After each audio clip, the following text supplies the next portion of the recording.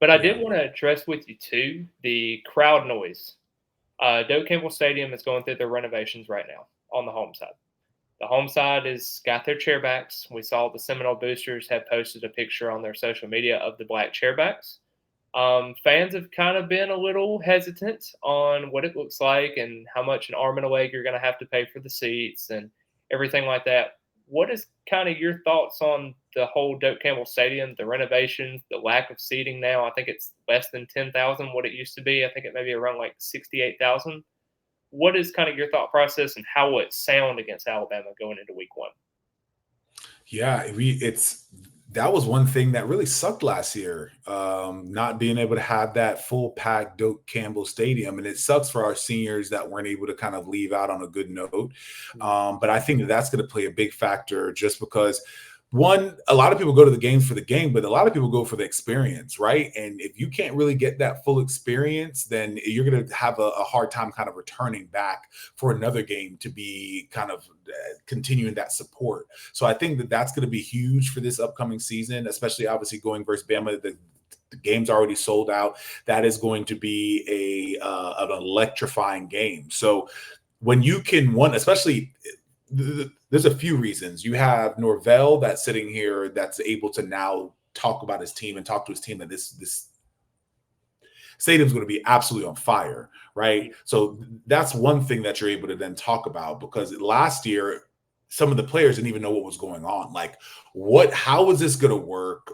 How many people are going to be here? Like, this is the experience that I was hoping for, and it didn't really kind of play. So I think that that's going to be a huge factor. I think overall, there's got to be some sort of push forward on the stadium. It sucks because you would love it to have that like original nostalgic feel that has always been there, and you have the bench seats and stuff. But you got to kind of have to move forward, because it's a company, right? Like, this is a money making machine. This is why these players are actually able to get in these NIL deals and stuff like that. It's to make money. So you hate that, but at the same time, the boosters have to figure out a way to make more money in order to allow better players to come here to continue to pay these kids.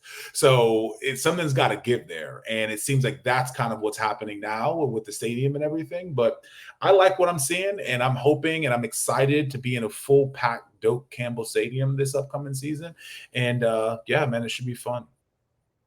Yeah, I'm a little nervous about the whole home side thing with the chairbacks and some of the other places as well, because we know that Doak Campbell Stadium has the Champions Club where it is a packed out stadium, but there are some seats in the stadium club that aren't really being occupied because a lot of fans are staying in the air conditioning part of the Champions Club. So the perception when you're looking outside the stadium and you're seeing all those empty seats, it's kind of a bad look in terms of like a PR perception at that point. So realistically, just trying to get all those fans to kind of buy into that as well could be something that you have to monitor for too. But I mean, realistically, I know that Doak Campbell Stadium did have some wild moments last year, like the California game, for example, one of our only two wins of the season.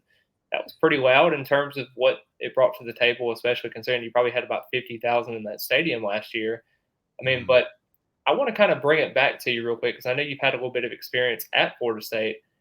Do you have maybe a game or something that you've been to at Doak Campbell Stadium where it was super loud, or maybe even had a moment as a player where you thought, "Man, this stadium is rocking right now"? Is there like any moments that you had, even like a Miami game or a Clemson game, that was just boom? Yeah, man. I want to say Oklahoma was the craziest game Yeah, my yeah, freshman year. That was yeah. insane. But other than that, um, Miami game 2013 going into that national championship game, like that game was rocking. Game was rocking because I think Miami was ranked that game as Yep. well. So we were both kind of like in the running to kind of take it.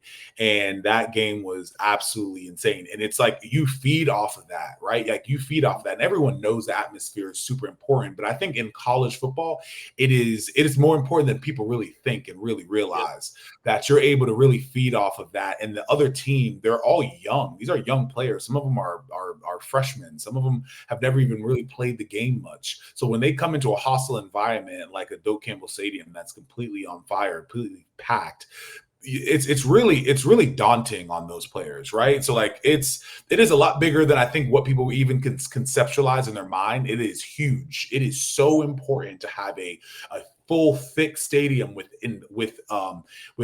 fans that are on top of the world, right? You want to have that. You need that in order to be able to thrive as a good ball club in college. So I'm looking forward to seeing it. It was really tough seeing it last year. It was rough. So I'm happy to come back. Do you know when the official when is it? Are we officially done? Is that like something that is because With the I haven't stadium, kept up with it the last it week. is not done just yet. I looked at it the other When will day. we? The chairs were still being put in. I know a lot of fans were worried about the cup holders and all that stuff. Actually, the installation for the chair backs go in first, and then the cup holders go in second. So Okay. it's a separate thing. So biggest thing with the renovation as it goes through, they have to be ADA compliance. So you have to make sure that you have those American Disability Acts that's able to prepare for those people that do have some physical limitations and challenges. So you want to make sure that is protected for those as well. So we all want to have an enjoyable trip at Doak Campbell Stadium. You have to be able to be compliant with those standards and guidelines as well. So that is part of the reason why Florida State is going down and reducing that seating capacity because the stadium was so much older at this point, they had to be up to code with some of those things as well. A lot of people are talking about adding an upper deck and doing some different things there, and that's great and all, but you still have to be ADA compliant. So that's a big factor in all of it too. I know that Michael Alford had stated that they were wanting to get it done a little bit before the Alabama game, so they can test a couple of things out. Maybe have like a barbecue or something to kind of start it up. Get the grills down going at the sections down below, making sure all those are good, concessions are good, bathrooms are good. Getting all that done. Hopefully the Wi-Fi is good. Let's cross our fingers there, because that network signal is quite Questionable at best. yeah, yeah. So, Doak is doing a good job in terms of making it compliant for other people, and you have to tip their hats off for that. I know Michael Alford is wanting to also host a couple of monster truck regional, stuff, and going on with a couple of different events going on around the world. So he'll probably host a couple of those.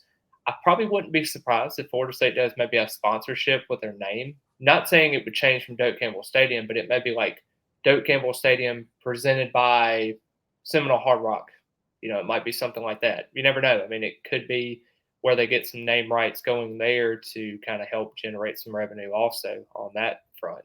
So realistically, you can see a lot of different things, but I don't think you'll see much in terms of like making Doak and it's going to turn into like a Virginia Tech environment on a Tuesday, on a Thursday night type of game. I think it's going to be still the Doak you remember, but obviously it's going to be a little different in terms of looks and in terms of cosmetics. But overall, I do think that it's going to still be a threatening environment and one of the top 20 stadiums in all.